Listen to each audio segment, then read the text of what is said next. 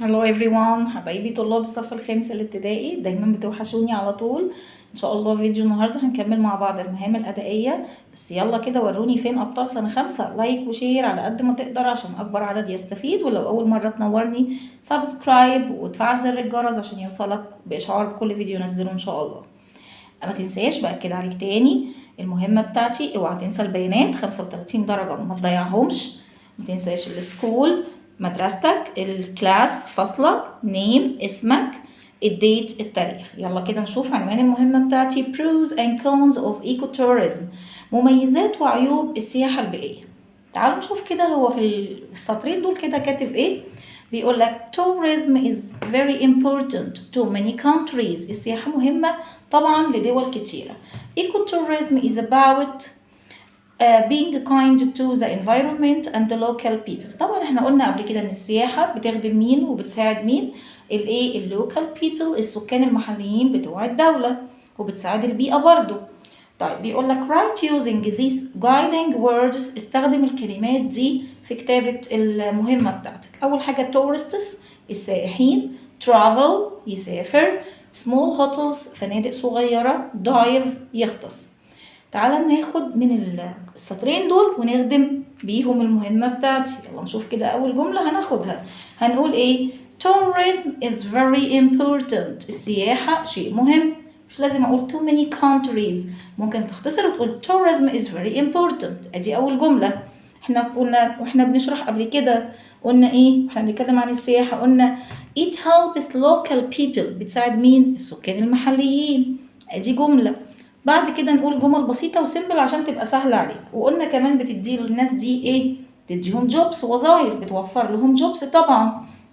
يبقى it gives jobs for local people، وبتديهم ايه؟ وظائف. ايكو تورستس السائحين، ايكو تورستس السائحين بتوع البيئة اللي هو بيفضلوا ان هم يقعدوا فين؟ stay in small hotels، كانوا بيحبوا يقعدوا في فنادق صغيرة، ما بيحبوش البيج هوتلز، ما كانوش بيحبوا الفنادق الكبيرة، بيحبوا السمول هوتلز. يبقى اقول ايكو تورستس سائحين البيئة stay in small hotels. جملة برضو سيمبل وبسيطة. كانوا بيقدروا ايه؟ يغطسوا. they can dive in the sea، كانوا بيغطسوا فين؟ في البحر. نعمل بقى جملتنا الأخيرة ونقول ecotourism السياحة البيئية helps people، هي فعلا بتساعد الناس، لكن يلا نقول بقى العيب بتاعها ايه؟ but it isn't comfortable، لكن هي غير مريحة زي ايه؟ أنواع السياحة التانية. اوكي، ادي الباراجراف أو المهمة بسيطة جدا وسهلة. تعالوا نشوف بعد كده المهمة اللي بعد كده. برضو أكد عليك اوعى تنسى البيانات بتاعتك. عنوان المهمة بتاعتي shopping with your mom، التسوق مع والدتك. بيقولك your mom needs you to do the shopping with her، مامتك عايزاك تعمل معاها shopping. she asked you، طلبت منك to go with her، تروح معاها to the supermarket. you wrote a shopping list، عايزاك تروح معاها للسوبر ماركت وانت كتبت الشوبينج ليست، قائمة التسوق. بيقولك ايه؟ write about، اكتب عن. أول حاجة the food you would like to buy، الأكل اللي أنت عايز تشتريه. the money you need، الفلوس اللي أنت هتحتاجها.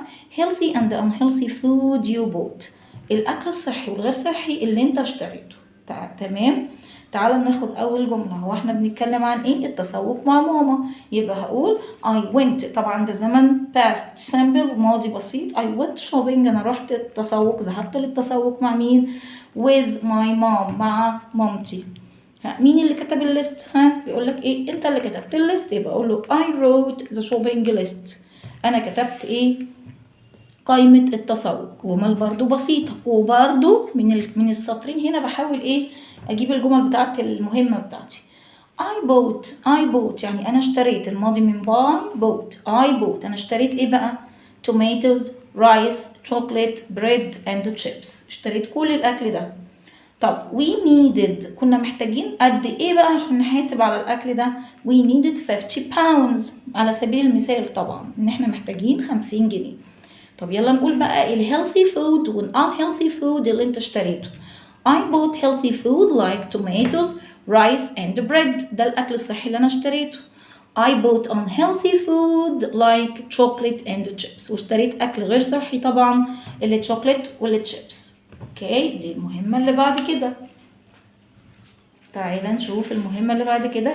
متنساش لايك وشير على قد ما تقدر، واوعى تنسى البيانات بتاعتك تتكتب، كل حاجة عليها درجة سنة 5.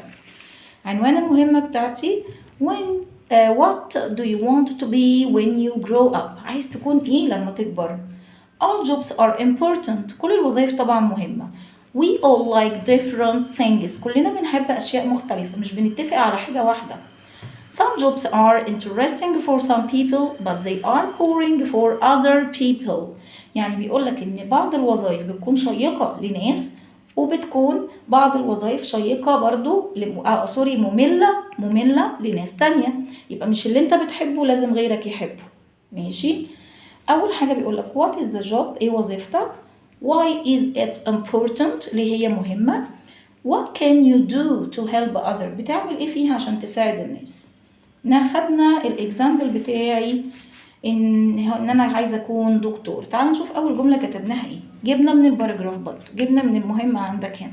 قلت ايه؟ all jobs are important. كل الوظائف مهمه، دي حقيقه. I want to be a doctor when I grow up. انا عايزه اكون دكتور لما اكبر. طب هي ليه عايزه اكون دكتور؟ هي وظيفتي ليه مهمه؟